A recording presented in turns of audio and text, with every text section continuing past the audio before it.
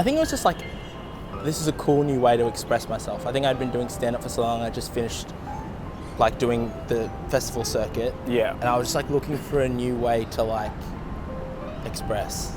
And so like this was like a kind of like a new way I felt like I could go, oh, I can evoke feeling through music, but also like just be silly and, you know, say whatever I want to say. Okay. As well. Hell yeah, dude. Hell yeah. That's what we should call Hell it. Yeah. We should call this interview more. Well, I thought we'd call it Thambar with a twist. Thambar with a twist? Yeah. Ladies and gentlemen. And then it's like, yeah, right? Comes and no go. Should we? Call it Eye Roll Central. How about that? Eye roll central. Eye roll on the rooftop. This is a nice rooftop. I thought Thambar with a twist, a sincere conversation between them. But no, the album is great. It's fantastic. I loved it.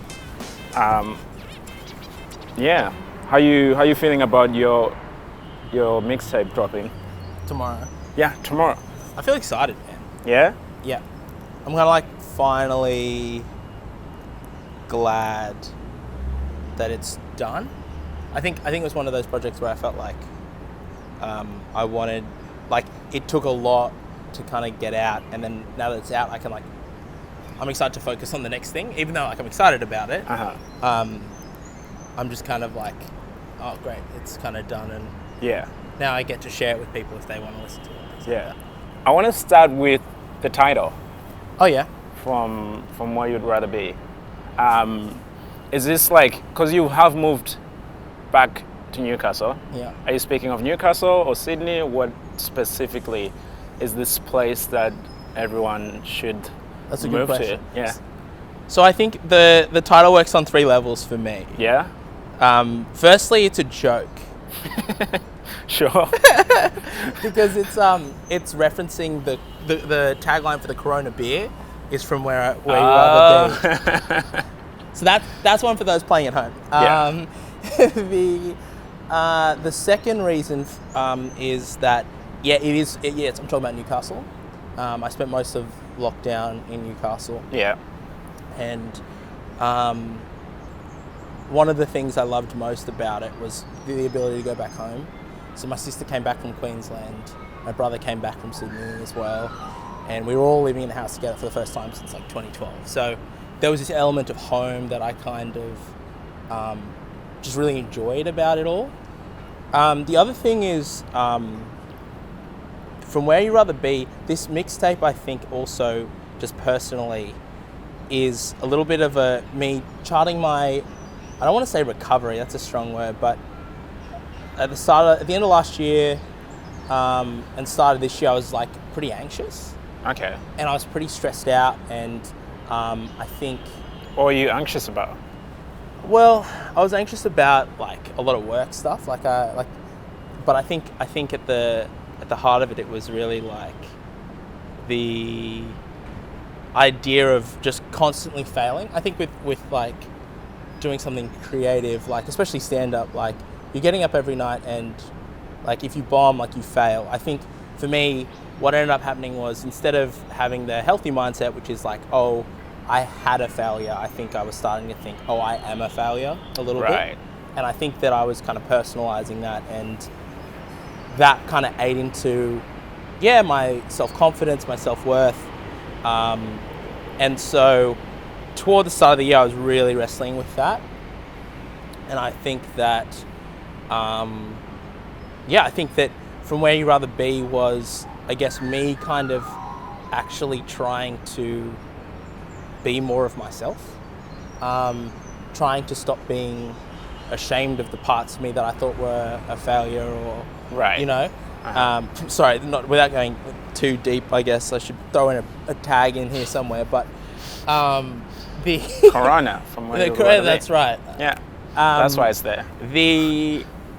So I think that that's why I think this was like an exercise in trying to say that how I guess am now is I feel a little bit better. So like where I feel like I made this mixtape from is from where I would rather be. Okay, yeah. Emotionally. Okay, I think I get it. Like it's like you're just this place you're starting to be more of yourself. Yeah, totally.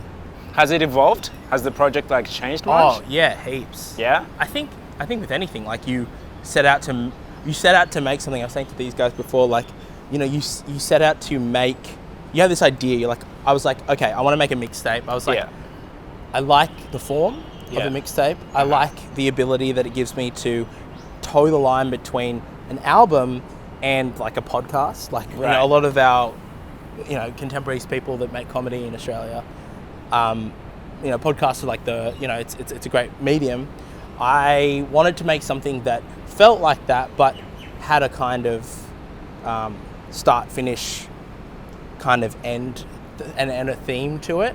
So that's what I was kind of experimenting with this particular with this particular project. So what was it? I've forgotten the question that you asked me. No. I asked if it has evolved much. Oh, if it's evolved, yeah. It has, certainly. Like when I was listening to it, when you sent it to me and Alex, I was talking to him about like how everything is like fully done. Like everything is interconnected. You can feel like the sincerity that you're aiming to get across as a listener. I could feel that and listen to that. That's great. Which is great. Which brings me to my favorite track of the mixtape. Yeah. Also, why did you call it a mixtape? Like, why not an album? Yeah. And it's so funny because a lot of people have been people that have been collaborating with it, like Bodhi, who helped me mix it and stuff, has been calling it an album. And it is an album. Yeah, I mean, I guess it is. You know, it's the whole chance thing. Like, it's like, is it a mixtape? Okay. Is it an album? Right. Like, because you're on it's a good question. I'm on my 10 day? Oh no, I'm on my. Yeah, I keep hitting the mic. I'm sorry, Wendy. Yeah, it's not my. Well, yeah, it could be my 10 day. I don't know. It could be a coloring book, because you talk a lot. No, I don't think it's my coloring book. Why not? I don't think. There's a lot of. I don't think it has the production. And I mean, like, in terms of like what it feels like. Like you talk about God a lot, yeah. Yeah, I talk about God, to my family. Family. Yeah. I love Skinwalker. Why do you like? Why it's do my you favorite like track? Because the trumpets, dude.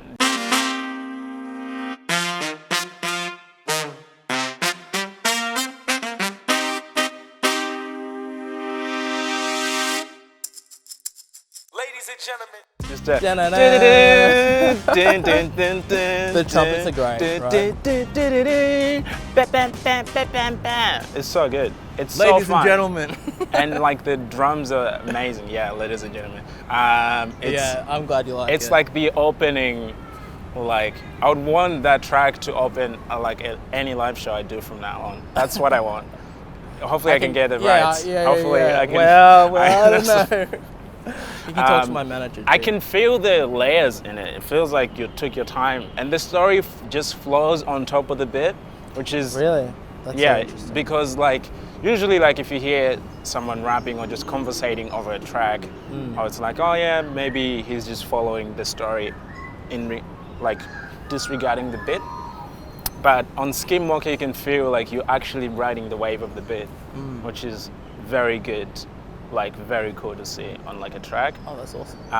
And it's like a funny story.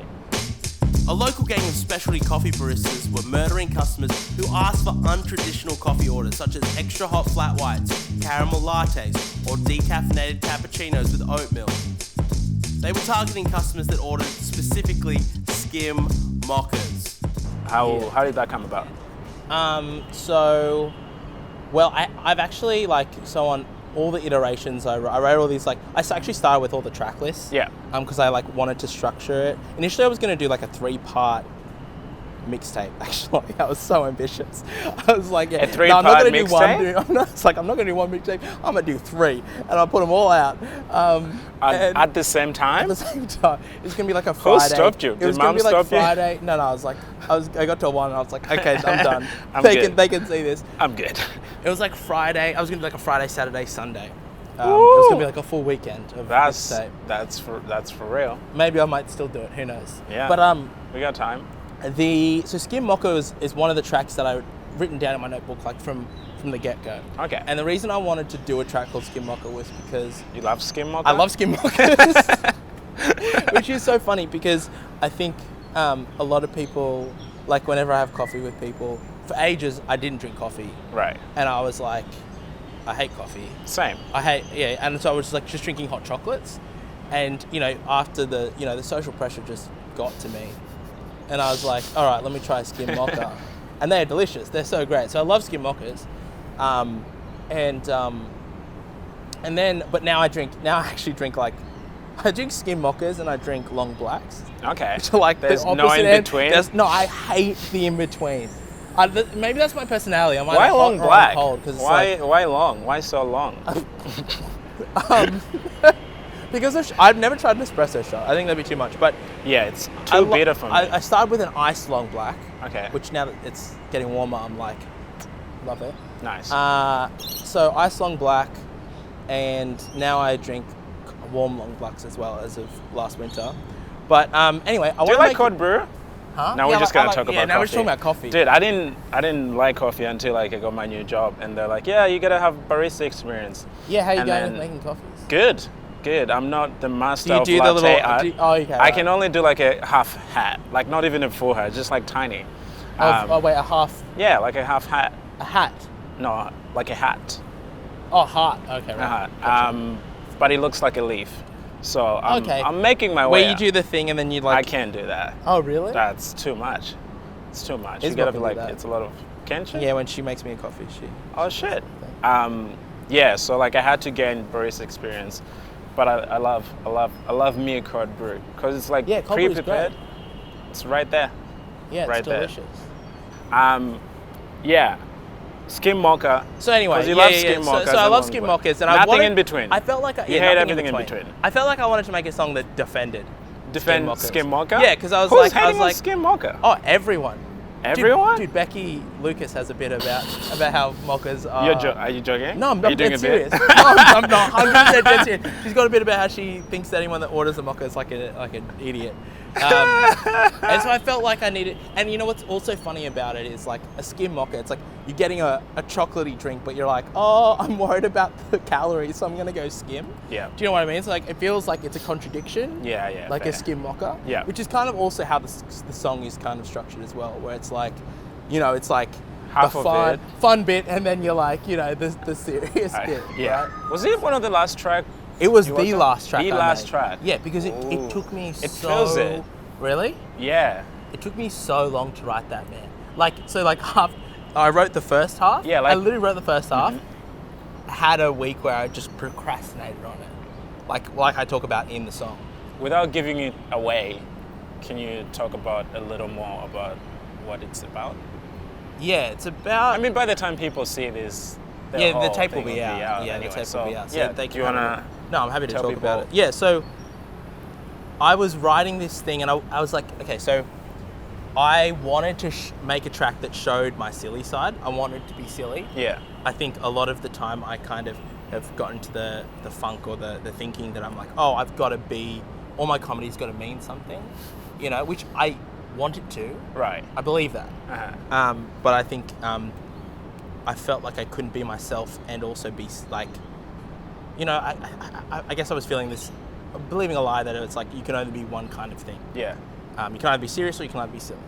And so the first half was me trying to be like, here's my silly side. And so I came up with this like ridiculous story about this guy who, he was like a detective, because I made the beat first, right? Yeah. And I made the beat and I was like listening and I was like, man, this sounds like the start of like a car chase. Like a da-na-na, da-na-na, Yes. like almost like Starsky and Hutch or whatever it is, and Yeah. like that kind of vibe. So I pictured the loop kind of inspired the story. So I was writing this story and I was like, great, I got the first half. So he's like chasing down these guys who keep murdering people. What's his name again? Detective Mike D'Angelo. Mike D'Angelo. Yeah. Yeah, which I thought was just a funny name. It's funny. And his partner, Detective Michelle Obama, had been murdered, and Not related. not related. So I wrote this thing and I was like, great. And I was like, okay, how am I gonna? I was only gonna do 2 verses. I was like, how do I finish this thing? Yeah. And I think I procrastinated for about a week and a bit, and I just could not work out how to come up with a satisfying ending to it. Yeah. And then at the same time, like Then you just told everyone in the track how you didn't come up with the final ending of it. Yeah, which is great. I thought it was great. Like, is this two juxtaposition of like, oh, this is what I made, and I guess I didn't finish it, and I'll talk about how I didn't finish it. Yeah, and that's exactly it made it like a full circle. Yeah, brought like a full circle to it. Yeah, exactly. And I was able to bring back the kind of idea of the skim mocha at the end as well. Yes, you did. So I think that because I couldn't figure out how to end it, and I was talking to Isabel, I was getting really frustrated, and at the same time that week, I think just relationally with my family, I think I was just spending so much time like either like self-loathing or like being frustrated that I hadn't finished it, that like I wasn't really being a good friend to people, or I wasn't being like present with my family, and so I just felt like just watching Fast and Furious. I was just watching Fast and Furious and just being frustrated that I couldn't finish the track. I mean, you could spend your whole life trying to catch up with Fast and Furious. There's a lot. There's so and they're many. long. Dude, they're I long, watched bro. Like, all it's like of them. 2-3 hours. I watched all I'm like, of how them. fast can a car go without taking a break? Man. Like, it needs 2 hours of running engine just like really fast. It's I just saw the it's whole not good. plot line. It was incredible. Like, I just saw it. I was like, wow, this is a piece of art. Like, yeah. Do you have a favorite Fast and Furious? Actually, surprisingly, Tokyo Drift. Yeah, I know everyone hates it. Everyone hates it. But like, I think it's pretty good. Cool. So skim mocha feels like Saddle Club. Oh yeah. Well, wait. It feels like Saddle Club. Like the vibe. Hey, Hilary Duff, if you're listening to this, just want to let you know that I love you and we can make it work. Hello world, this is me, another kid from the 90s. Lost a Tamagotchi, but I'm still a little chubby. At the gym, 25, trying to do a pull-up. Still trying to work off all those fruit roll-ups. Like the silly vibe of it. Oh, really? I was like trying to connect which tracks are like linking. That's so interesting. For me. Yeah. So I was like, why do you think they link? In what way? Because of like the playfulness of your delivery within the tracks. Right. And I was like, oh, I could listen. If I was trying to like curate a playlist of the whole thing, I'd be like Skim Mocha and Saddle Club, or Saddle Club and then Skim Mocha, and then I'll enter like the serious territory, and then that would be the vibe. Does that make sense? Yeah. So totally. is that like trying to curate like a playful playlist for like a Sunday afternoon or whatever? Yeah. It would be like Skim Mocha, Bad Idea, and Saddle Club, like back to back. You know what I mean? Yeah. Totally. So yeah, Bad Idea, Skim Mocha, they're very like they're great like tracks. fun, yeah. Very fun and flowy. And I think that's what I wanted. I wanted to make sure that this was fun. Like, I wanted to make sure, like, Bad Idea was the first track that I ever wrote? came That's up interesting that that's the first and then Skim Mocha is the last. Yeah. My girlfriend just broke up with me, so we should grab a coffee. Yeah, I'm not over her at all, but we could start a family. That's a bad idea, bro. Ooh, that's a bad idea, bro. That's a bad idea. Ooh, that's a bad idea. Woo! Woo! So Bad Idea, the lyric that came to me that started the whole idea for the mixtape was my girlfriend just broke up with me. Yep. So we should grab a coffee. I've forgotten my own lyric. Whatever it is, but like that lyric there was like, I was like, oh, this is sick. And then I heard the beat and I was like, oh, and then I just like made it, and then I was like, oh, sick. Like, yeah. Maybe I could do. You thought the idea of hanging out with someone else was a bad idea? Oh no, because hang on, now I've got to remember the lyric. I can't believe I can't remember. I was afraid this would happen. What? That I you would forget remember the lyrics. Yeah, so We'll play it's it a like little. my girlfriend just broke up with me, so we should grab a coffee. Yeah, I'm not over her at all, but we could start a family. Yeah, that's what it is. So like that kind of I thought it was a bad idea because like, I think at that point I was like, It's the most played. I was thinking about like, yeah. It's the most played Yeah, so far. so far. I think it was like the reason that's a bad idea, I think, was because I was thinking about dating again, Right. and I was like, oh, like, am I ready? And it was kind of out of that whole thing that I was like, oh, yeah. Okay, fair. Yeah, those are like very fun tracks.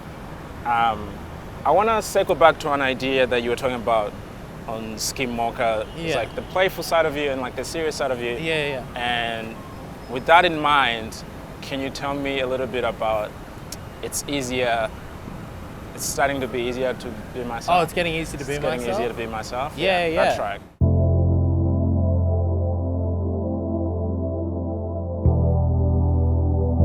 We need more people in our society that are both willing to forgive and be forgiven.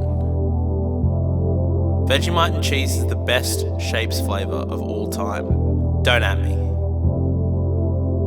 It's not just girls that have body image issues. People say I'm brave for doing stand-up, but for me, bravery is having my shirt off at the beach. Yeah, totally. Because I love the sincerity of that. It's like very sincere and not sentimental at all. Because the fear is like, oh man, I'm gonna sound like a total douche, or I'm gonna come across a type of way. But it definitely doesn't come across as that at all. Oh, that's But it's also like we went back and forth when you first We did, because sent it to me. I sent you like a version of that track that was super, super different to the one that ended up being what it was. Yeah. Do you love this version? Yeah, I really do. Yeah. I think, you know what writing this kind of felt like? What? It kind of felt like writing a bunch of tweets a little bit. Like, almost like because I don't really tweet that much. I'm not one of those Twitter comments. But you don't have tweets drafted somewhere? No, I don't have any drafted tweets. I just, but I think it was at the point of time where we were talking a lot about sincerity. Yeah. And we were talking about, like, what does it mean? How can you be funny and also honest and sincere at the same time? Yeah. And so I thought that meant initially, like, my first draft of the track was, it was the same beat, same, like, kind of wavy sound, synth sound. And then I was kind of just, like, rambling a little bit. I was like, oh, this feels like... I was trying to, like, express myself about something that I felt, and it was all emotion. And then we had that whole conversation about logos, ethos, pathos. Yeah. And how you need a little bit of each of those things to make something that's really, really good. Mm-hmm. Something that's, like, persuasive, I guess. Yeah. And so that's when I kind of, like, reframed it, and I was like, okay, well, like, how do I actually do that in a way that's a little bit more structured? So I think the last version had ethos and pathos, but ethos and logos? Pathos. Yeah, but it didn't have logos. It didn't make sense. Remember, Right, that was your note was like, I don't understand what you're saying. Yes. And I think that was helpful because I think I was like, yeah, you're right. This is just like emotional babble. This is Which there's like nothing wrong with that. But it lacked the clarity that this version has. Totally. It made it so much better as a listener, but also as a creative, like making sure that I knew your intention. Yeah. And afterwards, listening to it, I saw the intention come across. Yeah. Because there would be nothing fun about, hey man, this is what I came into to do, and then the end product doesn't reflect that. Totally. And that was one of the few tracks that I was like, yeah, I don't see, I know your intention, we've talked about it a bunch. It doesn't come across, not in this version anyway.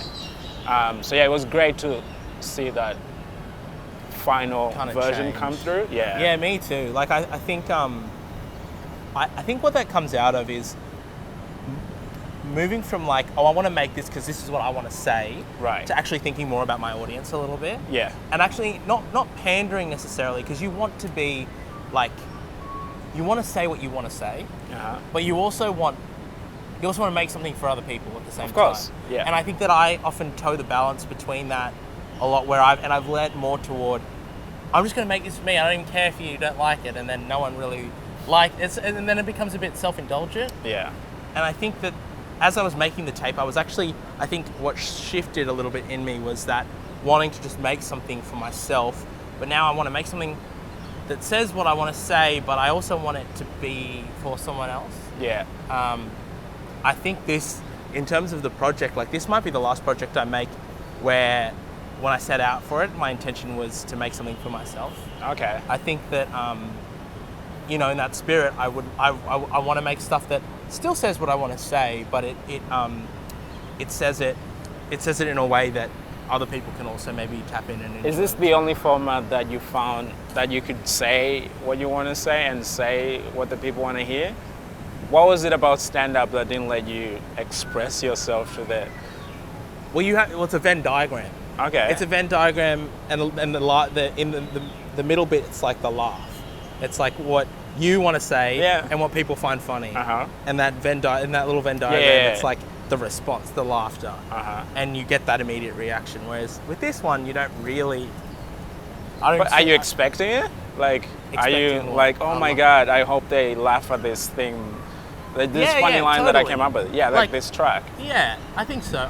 Well, no, I'm not like I hope they do anything. I'm kind of like, okay, wonder if someone will. Okay. That's kind of the more of the kind of how I feel about it. I'm like, man, like I really like this. Yeah. I mean, it's reflective of who I am at the moment in time. It's a snapshot. I hope people kind of like maybe take something away and get something out of it. Sick. That's so exciting. Yeah, man, I'm keen. Yeah, I'm keen for people to hear it. I think they'll love it, and they'll laugh, and they'll dance. There's a lot of like dance tracks on it as well. Yeah, like there's a few tracks. Michelle Obama. I just wanted to. It's like it just hits, just drops.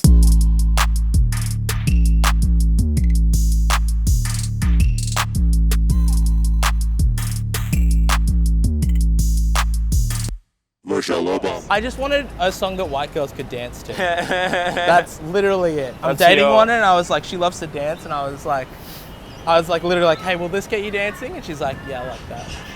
And so I was like, okay, that's going in there. Let's go. Yeah. All right. I made Michelle Obama in the Blue Mountains, actually. Oh, really? Yeah, which you don't think that. You think like, like an independent artist, like with a guitar, is like Matt Corby's gone, got some upright piano in like some bush somewhere, and he's like playing it, and he's like, oh, instead of some like just some mad dance track. Yeah.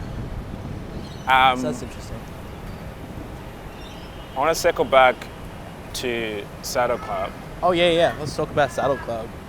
You mentioned Josh Thomas on Saddle Club, as in if he's looking for a person to play a 7-Eleven receptionist. I'm not Josh Thomas, but please like me.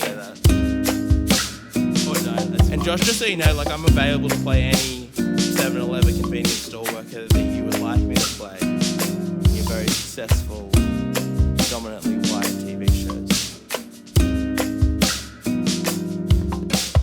Yeah. Is that how you see yourself as a brown guy in Australia? Just like you could like your dad is a doctor, and there's a lot of like brown people that are doctors. You can aim higher. Why did you choose 7-Eleven? Because it's funny. So the reason why was because Josh Thomas. So full disclosure, I wrote that line at the end.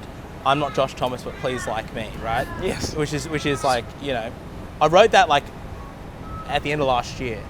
Then like a couple months ago, it came out that I don't know, it was like one of those things that popped up on Twitter where someone found a clip of Josh Thomas being like, oh, like, you can't cast diversity, blah, blah, blah, and he came under fire or whatever. Yeah. And he said cancelled? That... Yeah. Oh, he didn't... No, he didn't get cancelled. He can't get cancelled. The person who's doing it, who I know, felt strongly that they had in fact cancelled Josh Thomas. Really? Yeah.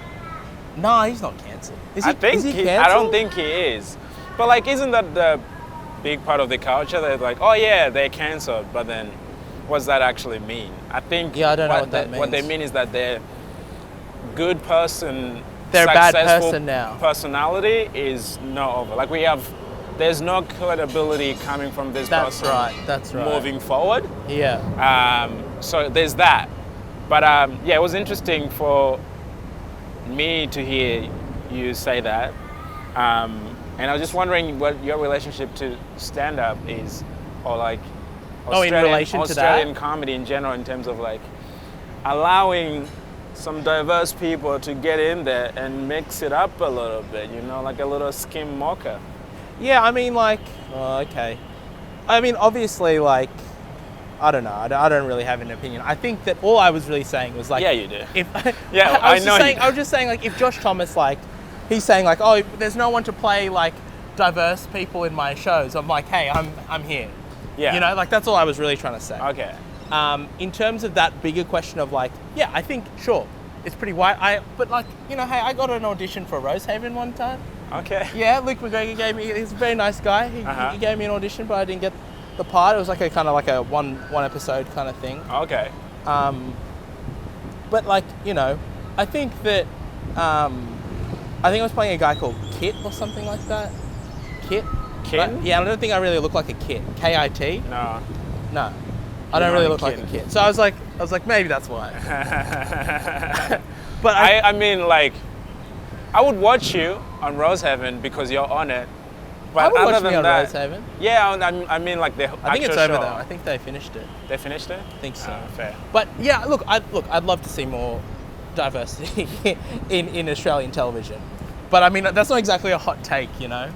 I'm not asking for a hot take. Yeah, I'm just that's saying, true. like, I for one don't want to see any diversity for the sake of diversity. Totally. And that's the stages we're at right now.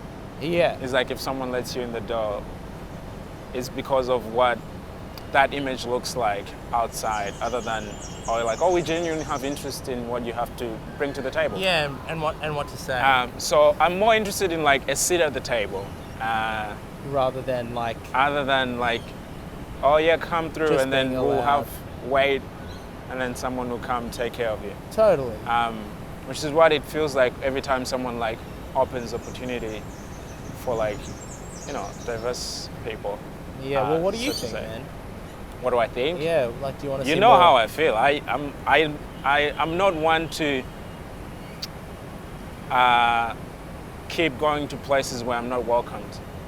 So I'm Yeah, I feel that. I'm about to bounce out of here. I feel that. That's all I'm about. It's like if the way you feel about me isn't founded in anything Other that than, I can like- refute, Yeah. then I can't help you any further.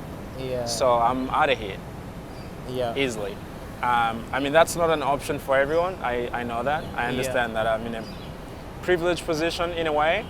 So, yeah, but I think that's a better position where I don't have to waste a lot of time and energy to really fight the good fight. And it is a good fight, I think.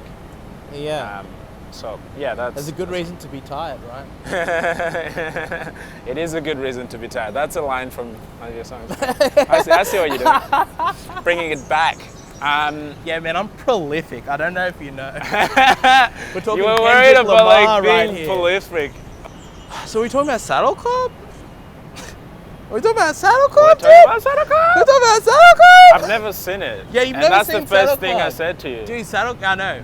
and, It's so and good. you're like, you don't need to have seen it to get the joke. And I was like, okay, cool. Wendy and Tom, you guys have seen Saddle Club? Yeah, they've seen Saddle Club. Have you seen Saddle Club, Tristan? You haven't seen it. You haven't seen it. Wow.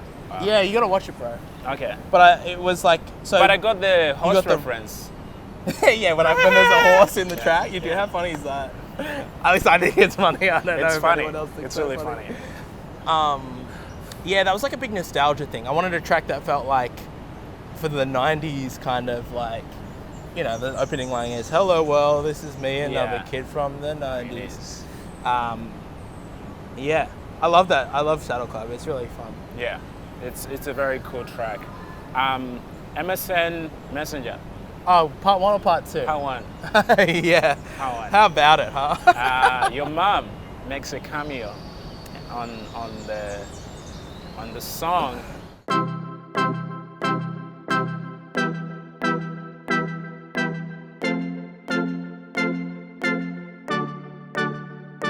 My dearest darling Rowan,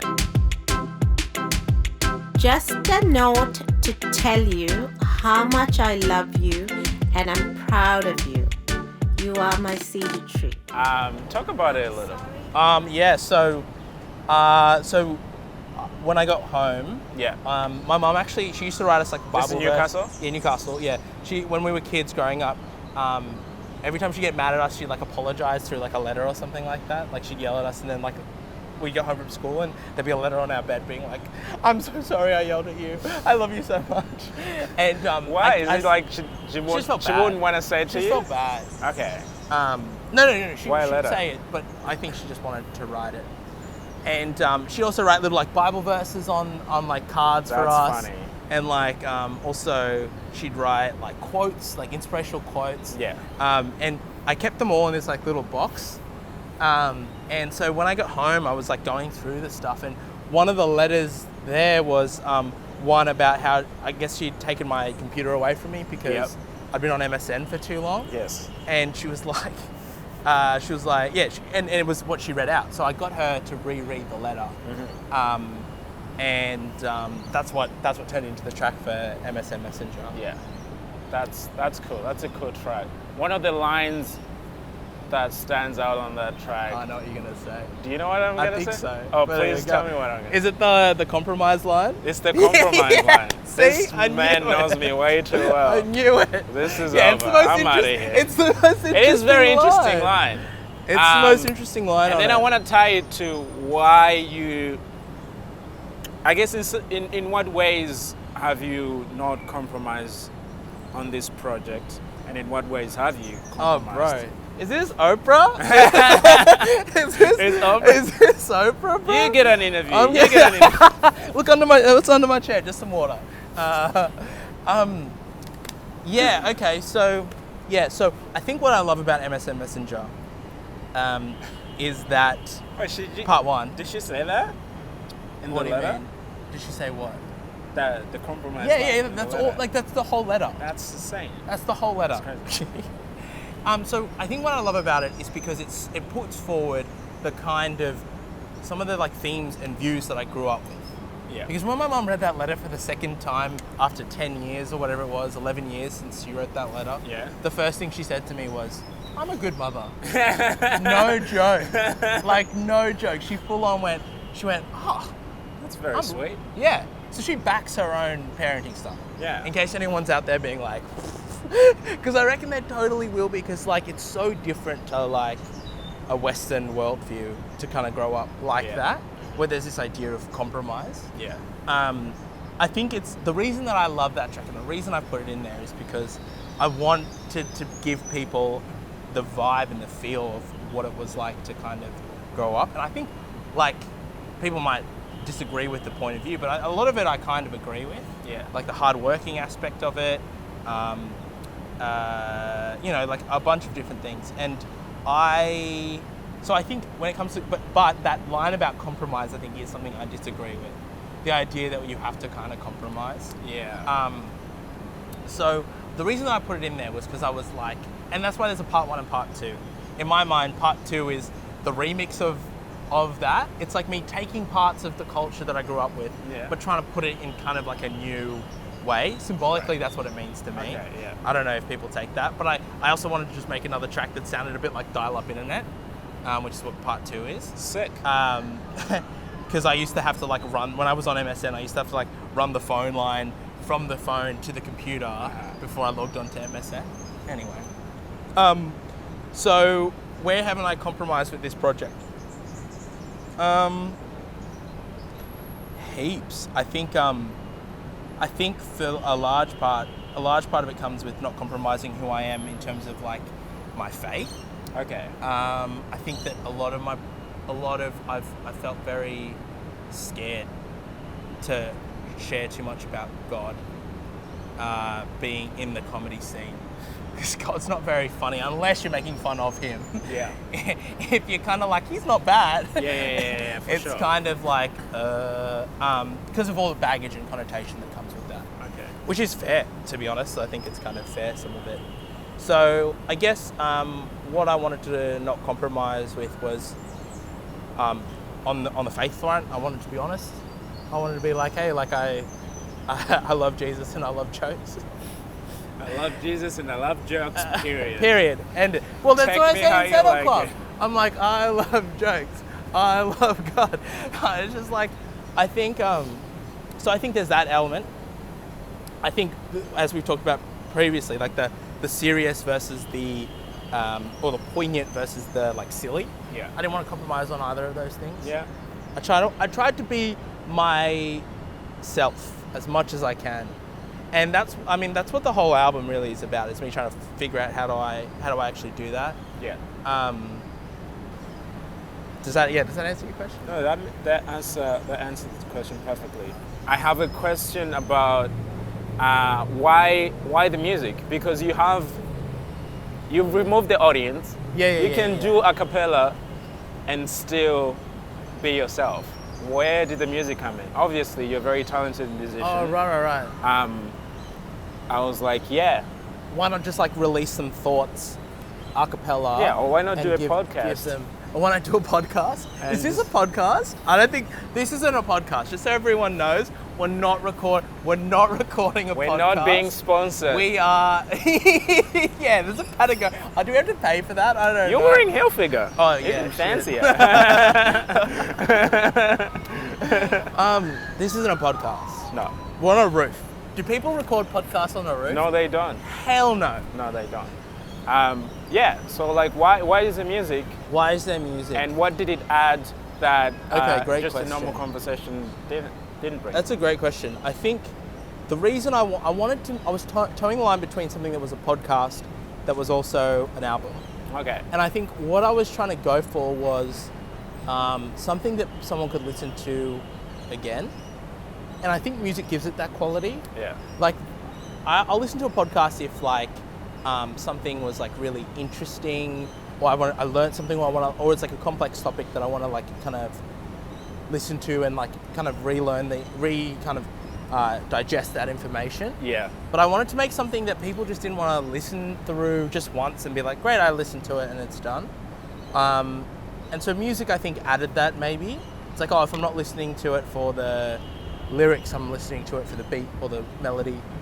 But I mean, like, it's a very natural thing because like with my stand-up, like I've always had music involved in it. Mm-hmm. So for me, I was like, how can I do that in an interesting way and in a new way? And yeah, again, something that like makes it listenable. Yeah, that's great. Because definitely, like, I want to come back to it. Do you want to? Like, do you feel like there are tracks that you could like keep listening to over and over again? Yeah, that's great. That's so nice to hear. Skinwalker, for sure. Non-essential worker. Yeah. Which is funny. Yeah. Isabel shows up on that. Isabel's on it. Shout out to my boo. No, she's gonna hate that. Your boo. Isabel. Talk about her involvement in it, and it's a current track. It talks about, I guess, the time that we're in this pandemic. Can you talk about that track? Yeah. And the sponsored ad track, which are like recent tracks. Yes. Yeah. So, non-essential worker. That was one of the first ones. Oh, like I think not one of the first ones I wrote when I was like as soon as the pandemic happened. Yeah. Because this term of like essential worker, non-essential worker was thrown around, and immediately like everything, stand-up shut down, all the arts went down. Like, the non-essential stuff. Yeah. That went out the window. And like obviously, I think every artist was like forced with this idea. Not even just artists, like a lot of other like professions, like hospitality workers. Everyone was kind of like, what is essential? Like, what is essential? Yeah. My dad is a doctor, like you said before. That's essential. And immediately, you're presented with this idea like, oh, there's like, like my parents are always like, being a doctor is so safe because you're always going to need doctors. No matter what the economy's doing, no matter what, whether it's a global pandemic or not, doctors have a job. Yes. And so I think this track was really me wrestling with the idea of being a non-essential worker. Yeah. And so like I said, like, in the story, like it's like me wrestling with the idea of like being a storyteller as like a profession, and doing that for people at work, in my job, and then also with my creative stuff. Like, I think, it was just me wrestling with that and trying to be like, no, like creativity is important, and it's like, I was reading. So the book that I reference in the track is 'Sapiens by Yuval Noah Harris or something like that. He's a Israeli guy, and he talks about how like Homo erectus, the reason they died out and Homo sapiens kind of evolved is that we began to be able to control or like organize groups of people of 150 people. Yeah. And then like that's what separated us from them, and that like the reason we have culture, the reason that we have businesses, everything is all structured around this ability to like build, everyone believes this common narrative, and then everyone lives out of that common narrative. And then, as someone who writes narratives for a living, what is that? What's the impact that you could potentially have on the culture, on society, on everything like that? So you have both it's both essential and also not essential kind of at the same time. Right. To control the story, you control the direction of the culture. Storytelling, it guides us forward. It gives us a reason for tomorrow and a way to deal with yesterday. Storytelling, it's a part of who we are. The fact that no other living creature has the capacity for story the same way we do means that storytelling, it's not just a pastime, it's not just entertainment, it's so much more than that. So that's what that track was about. And having Isabel on that was just like, I wanted to end it with that, the Centrelink operator. Yeah. Because I thought that was like the best way to end it. That's funny. And I thought it was like, it was great. And I was gonna like, part of me thought like, what if I like reached out to someone who has like a bit of status to like record it for me and have like a feature? And then I was like, nah, man, like I just want to get someone I just want to have people that I love on this thing. So that's true. So that's why she's on it. And speaking of, Alex and I have a cameo. You both do, which is like features. And speaking of people that I love, you're both on it. Yeah. Which one do you want to talk about first? Let's talk about my track. And where do you see yourself in 5 years? Yeah. And so we like sitting in the refugee camp, like it was the morning, it was like about 7 a.m. And literally the first questions is, what do you see yourself in 5 years?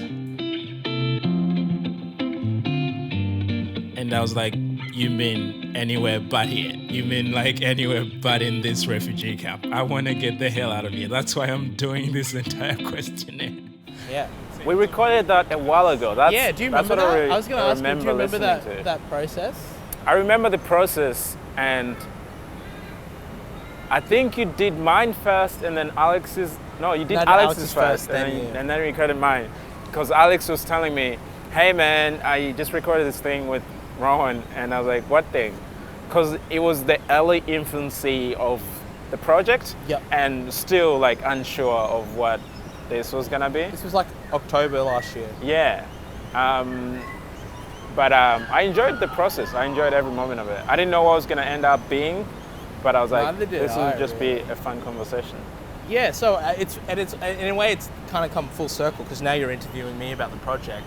But like it started off with like me interviewing you and Alex. So the element of the podcast I wanted to kind of keep, but I wanted it to mean something. Yeah. That like whole conversation that we had. Yes. So I think that like we sat down when I was like living here in my place in Maroubra. I had you on that big beanbag, and you were just like, I had you at the mic, and I just asked you a bunch of questions. Yeah. I think I started off by telling you what I loved about you.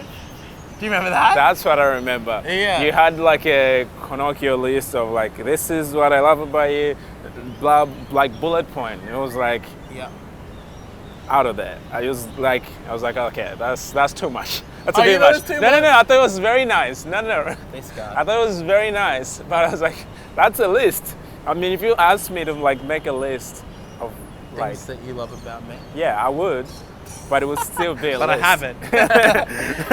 No, it was more like here's like what I love about it, because I wanted to see what that would do to frame me. The conversation? Okay. Yeah, that's what I was really trying to do. I think you made it very sincere, which has been I would the say theme throughout this whole thing. the theme throughout our friendship. True. So, yeah, what do you see yourself in 5 years? When you asked me about that, Yeah, because that's I end up talking about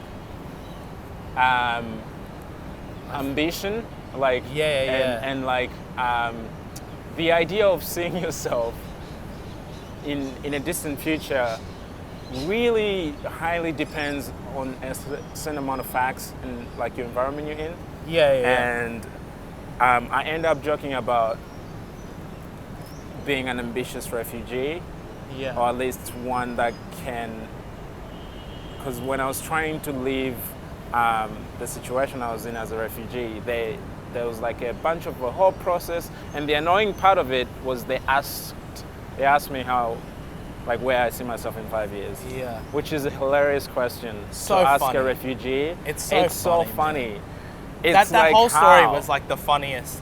It's so amazing. It's like, how? I don't know, bro. I'm only thinking. This is why, honestly, man, before we started this thing, I was freaking out because I'm like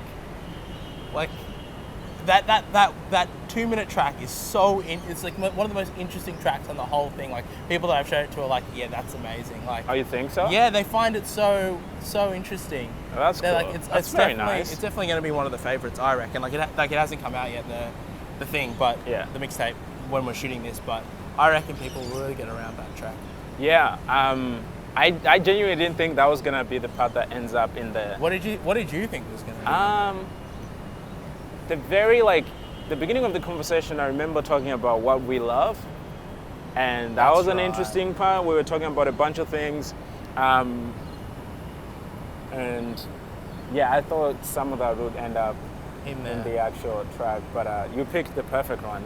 Yeah, you did. I was, do you I was being like that? funny for like a few minutes. I think it just was like, I thought it was very you. I wanted to make something that that was like my audio portrait to you. Like, my favorite That's part very was nice. like when you're like, are you just listening to me in the headphones? Like, that's like so cool. Like, I love that, because I was just like, that's so Ollie. And then also the ending as well, when you're Yeah. like, haha, it's great. Like, you say that all the time. You're like, Yeah. it's great.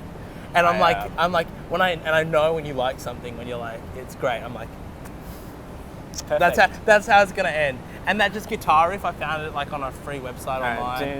That's good. It's just like, It's perfect. I think it's very, that's my impression of you, I guess. Yes. You know, funny, charming. It got a bit of your story in there. Yeah. Thanks. I appreciate it. That's very nice. That's very nice. That's because I love you. It's also commendable. I love you too. It's commendable how you found like all the samples online. You're talking about the guitar.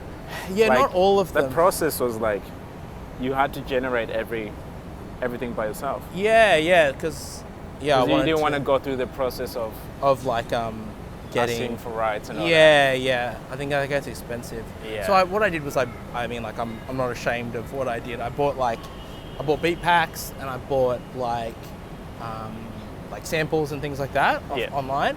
I also played a bit of my own stuff, made my own beats as well on some of the tracks, and also got some free ones from online.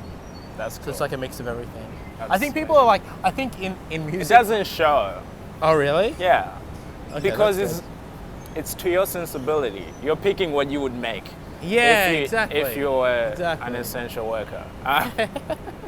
If you had the Too bad. skills. If you had the skills. Too bad I'm not. Way to to bring it up. actually do it. Sorry, is this Centrelink calling me? Hello? Alex's interlude. Oh yeah, I love that one too. I don't want to I thought about this a couple of days ago. I want to find out that I have this idea of me that doesn't exist. Like that I've actually been wrong this entire time. That's one of the first things I made, and I was like, yeah, this is definitely going on there. It's at the beginning of the project. It's perfect.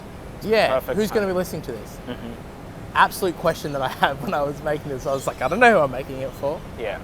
Who would care about this? Yeah, and so I went through the same process with Alex. I was like, here's what I love about you, man. And then I asked him like a bunch of questions. Yeah. And then he was like, and one of the things was like, the reason who's going to be listening to this came from was like, he was like, he didn't know how honest he wanted to be on it. Okay. He didn't know how honest he wanted to answer some of the questions, and so. I feel weird. We're talking about the man and And he's just like off He's camera. taking a nap. Yeah, that's true. Hey, G. So I think like, but what he said on that track where he was talking about like this idea of him that doesn't exist, it just really resonated with me. Yeah. And again, also, it's my portrait of him. It's something that I like wanted to like make him kind of, I wanted to paint a picture of who he was. Who he is. That's why I love that, like the interlude at the end, like the like I just imagine him kind of doing his like little getting in the dance. groove. Yeah. Yeah.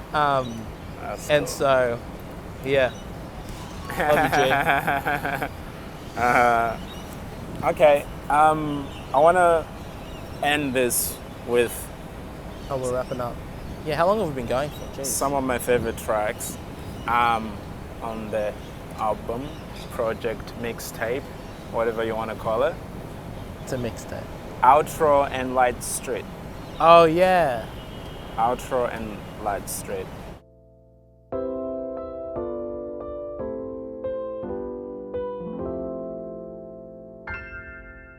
In my neighborhood, there are people that don't smile, doctors that are sick, bankers with no money, and dentists that have bad teeth. In my neighborhood, we drink craft beers, natural wine, Ethiopian coffee, and Sao Pellegrino. I think I told you that Light Street was like amazing from the get-go. Yeah. And you played a little bit of it when I came You came and visited Newcastle, me. Yeah. when I came to visit you. And Isabel was like sitting down and I was like standing next to the piano and you were playing it. And I was like, this sounds amazing. Yeah. Right. And then you played outro because they're the same, at least they're like, whoa, that's a It's getting windy. ooh la la. Eee. Let's, Jeez Louise. Oh my gosh. oh, something is flying.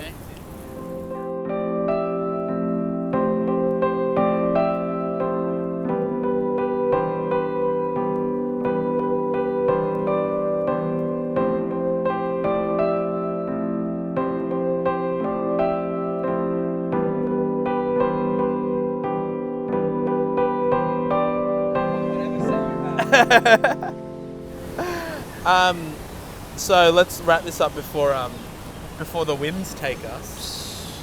That would be a perfect way to That'd wrap be it the end, up. right? Just be like, We just fly into heaven, that'd be great. and then right in then I was like, oh, now I believe in God. Oh yeah, now I think take me. now I believe I if can. it's sincere, I think it'll work. I think it would work. I think that'd be fun. That's up to me. but- Only if it could work. So yeah. So what are we talking about? Ask me that question again. Light Street. Yeah. I was. That's your favorite track, and I played it to you live. Yeah, you did, and the outro Before I a little even bit, I recorded. think. Yeah. And you told me the idea of it, and I was like, this is perfect. Yeah, you And really like it. The Give it a- liming screen. The way you just flow on that track is very. It's like a very beautiful melody. First Thank of all. you. And you compose it yourself. Yeah. And how do you feel about that track in relation to a place From where I'd rather be. from where everyone would rather be? Yeah. So because it's called Light Street, yeah, And which is the where- street my house is where on your house is. at home in Newcastle. Yeah, And so I think it's a combination of what I said to you before, where it's like where I'd rather be, as in being home, yeah, and also being like from where I'd rather be, like emotionally as well. yeah, So I wanted the mixtape to open with a track that sounded like the intro to Mr. Rogers' Neighborhood, which is an American TV show in the 90s. So when I was living in America as a kid, I used to watch that show all the time. yeah. And I watched a documentary called Won't You Be My Neighbor? And man, I think it's like, I'm not a big crier, The first time I cried You know? in heaps, nah. Really? No, not really. Isabel Okay. tries to make me cry all the time, but it won't happen. Something in my She eye. won't break into you. Nah. You're stone cold. Nah. But so I bawled my eyes out in this one part where he was talking to this like character that he had on there, and the whole thing was about like accepting yourself and like loving yourself. And I think there was like a lot of parts of myself that I realized that I'd like been ashamed of, that I've been really hating. Yeah. And I think this is really an expression of me trying to be free to be myself. You know, and so when I watched that documentary and it meant so much to me at the time, I was like, I want to make something that sounds like this, because that's what it's like. I wanted it to kind of feel like you were opening out on like a neighborhood. Yeah. And like neighborhood, because neighborhood's quite a like American word. Yeah. I even thought about using the word suburb, like in my suburb, blah blah blah, because I felt like that was more Australian. But I kept neighborhood in because I wanted to keep that kind of that vibe. Yeah. And so when I wrote that piece, I also wrote the outro as well. And so that to me is like one piece of work.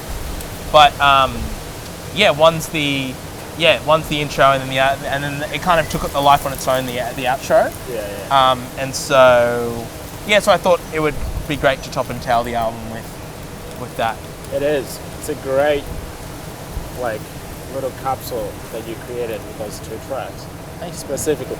And I hope people feel the same way that you feel about it. Me too. I'm excited to see if anyone else enjoys it as much as I enjoyed making it. Yeah. Thank you for all your help with it, man. Dude, I was happy to. And the for minute supporting you told it. me, I was like, I appreciate this seems like the next chapter. It feels like a departure from like live stand-up comedy. Not that there's anything wrong with that, but like if you wanted to grapple with the themes that you do on this project, you would have to depart from like that live performance. Yeah, I And reckon. It was the only way, and I was like, At least to do it in this way. Yeah, Totally. which is great. Thanks, man. Which is great. Yeah, it was great. I appreciate that. One more thing. Yeah. I don't know if you got to answer it for yourself, but what's your favorite track? Where do you see yourself in 5 years? Oh, yeah. And what do you love about the project for yourself? For myself. For yourself specifically. So I think, the first question is, what's my favorite track? Yes, favorite track. Don't overthink it. Yeah, I know. There's so many. There's It's a a lot. They're all like, it's like trying It's to pick a 15 favorite. tracks. It's like trying to pick a favorite kid. Yeah, but you don't I think- have kids. No, but I You have assume it's what tracks. it is. Yeah, but they're like my little babies. I think that maybe the one with my grandma, Vitamins. When you take your vitamins, don't think like that. Yeah, I know.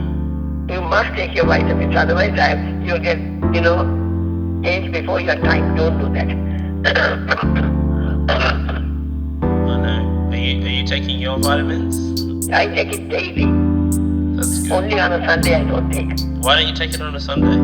I don't take lessons from the time that Grandpa and I were together.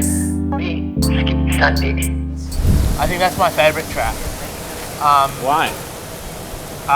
Because I love my grandma. I think that was one of the first. I keep saying it was one of the first ones I made, but it was like an early one. I actually recorded it like a year ago. Yeah. And it's funny to me that her telling me to take my vitamins, I feel like it has so much added context in the coronavirus world that we live now as well. So I like that aspect of it. We're always trying to think about like trying to make work that's timeless. We talk a lot about that, and to me that feels very personal, timeless, and it's a little capture of my relationship with her. Even though I need to call her more. Amazing. Where do I see myself in 5 years? Yeah. I hope just like making stuff, man. Just making like work that I think is, just making stuff that I want to make, and hopefully that other people want to hear, and yeah, just trying to make something new and something creative, and yeah, something that glorifies God. Nice. Yeah. Cool, that's oh, cool. what's the last question? What do you love about the project? What do I love For about yourself. the project? Yeah. Yeah, that it gave me an opportunity to. It gave me an opportunity to make something and not have anyone's immediate feedback. I mean, you had me, Alex, your I mom, had like Isabel. the people that I care about. Yeah. But not that I don't care about the audience. I care about the audience. But you know what I mean. Please stick around. Yeah, I love. Keep thank watching. You, thank you. We thank support. you. Subscribe. Like, and subscribe. like. In the comments. Michelle Obama better be a TikTok video by now. Like a mine. Alright, we're about to blow away. But yeah, I think it just like I love that it gave me a new way to express myself. Yeah, for sure. And that came across. You did something unique here in a unique way, I think. Thanks, man. And thanks for believing in it. I love that for you. It's great. It's amazing. I think that's a wrap. I think so. Yeah. It's good chatting. Thank you, everybody. It was good. Thanks everyone. Are we good? I think it looks great. Yeah? Okay. Sick. That wind almost blew us the fuck away. Yeah, it's about to blow us away.